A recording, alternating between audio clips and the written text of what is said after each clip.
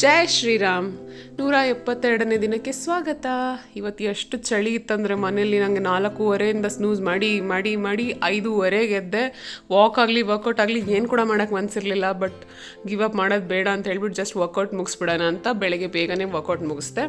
ಅದಾದಮೇಲೆ ಮಕ್ಳಿಗೆ snacks pack ಮಾಡಿ ಅವ್ರನ್ನ ಬಿಟ್ಟು ಬಂದು ನನಗೆ ಇವತ್ತು ಲಡ್ಡು ಆರ್ಡರ್ ಡೆಲಿವರಿ ಕೊಡೋದಿತ್ತು. ನನಗೆ ಇನ್ಸ್ಟಾಗ್ರಾಮ್ ಫಾಲೋವರ್ಸ್ ಸ್ವಲ್ಪ ಜನ ಲಾಸ್ಟ್ ವೀಕ್ ನಂಗೆ ರಿಕ್ವೆಸ್ಟ್ ಮಾಡಿದರು, ನೀವು ಮಾಡ್ಕೊಡೋಕ್ಕಾಗುತ್ತಾ ನಮಗೂ ಅಂತ. ಸೊ ವೈ ನಾಟ್ ಅಂತ ನಾನು ಅವರಿಗೆ ಮಾಡ್ಕೊಡೋಣ ಅಂತ ಇವತ್ತೆಲ್ಲರಿಗೂ ಡೆಲಿವರಿ ಮಾಡಿಬಿಟ್ಟು ಬಂದೆ. ಫುಲ್ ಆಂಟ್ರಪ್ರನರ್ ಫೀಲ್ ಬರ್ತಾಯಿತ್ತು ನನಗೆ. ಇಟ್ಸ್ ಲೈಕ್ ಚೆನ್ನಾಗಿ ಅನಿಸ್ತಾ ಇತ್ತು.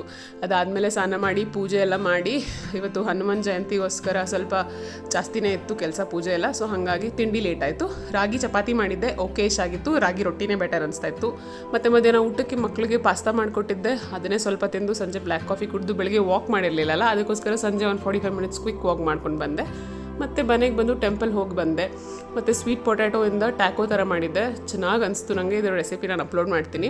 ಅದ್ರ ಜೊತೆ ಅವರಿಗೆಲ್ಲ ಬಸ್ಸಾರು ಮಾಡಿದ್ದೆ, ಅದ್ರ ಸೊಪ್ಪಿನ ಪಲ್ಯ, ಸ್ವಲ್ಪ ಪ್ರಸಾದ ತಿಂದು ಡೇನ ಜಸ್ಟ್ 10K ಸ್ಟೆಪ್ಸ್ ಜೊತೆ ಎಂಡ್ ಮಾಡಿದೆ. ನನ್ನ ವೀಡಿಯೋಸಿಂದ 1% ಮೋಟಿವೇಶನ್ ಸಿಕ್ಕಿದ್ರು ಫಾಲೋ ಮಾಡಿ, ನನ್ನ ಮೋಟಿವೇಟ್ ಮಾಡಿ.